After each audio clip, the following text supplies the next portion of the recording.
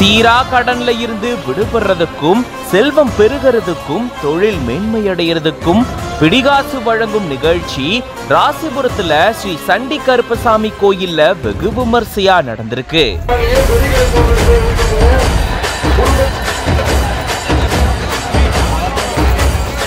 சுத்துவட்டார மாவட்டங்களிலிருந்து 5000க்கும் மேற்பட்ட பக்தர்கள் இந்த திருவிழால கலந்துக்கிட்டாங்க.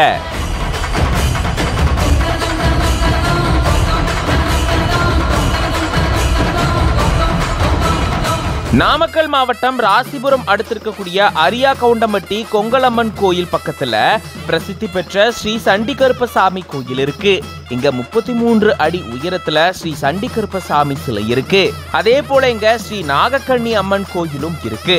இந்த கோயில்ல ஒவ்வொரு ஆண்டும் ஆடி அமாவாசை அன்னைக்கு பிடிகாசு வழங்கும் நிகழ்ச்சி வெகு விமர்சையா நடக்கும்.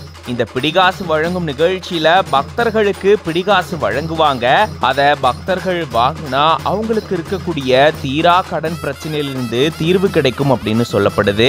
அதே போல தொழில் மேன்மையடையும், செல்வம் பெருகும் அப்படின்னு பக்தர்கள் நம்பிக்கையோட இதை பின்பற்றிட்டு வர்றது ஒரு ஐதீகமா இருக்கு. அந்த வகையில 20ஆம் ஆண்டு ஆடி அமாவாசையை முன்னிட்டு பிடிகாசு வழங்கும் விழா வெகு விமர்சையா நடந்திருக்கு. இந்த பிடிகாசு வழங்கும் நிகழ்ச்சியில 108 மூலிகைகளை கொண்டு சிறப்பு ஹோமங்கள் நடத்தப்பட்டிருக்கு. கணபதி ஹோமம், செல்வம் செழிக்க அஷ்டலட்சுமி ஹோமம், நரசிம்ம ஹோமம்னு பல்வேறு ஹோமங்கள் நடத்தப்பட்டிருக்கு. இது மட்டும் இல்லாம சுத்துவட்டார பகுதிகளான நாமக்கல், சேலம், ஆத்தூர், கரூர், திருச்சி உட்பட பல்வேறு பகுதிகளில் இருந்து கிட்டத்தட்ட 5000க்கும் மேற்பட்ட பக்தர்கள் வந்து இந்த நிகழ்ச்சியில கலந்துக்கிட்டாங்க. இப்படி வெகு விமர்சையா இந்த கருப்பசாமி கோயில்ல பிடிகாசு வழங்கும் நிகழ்ச்சி நடந்திருக்கு.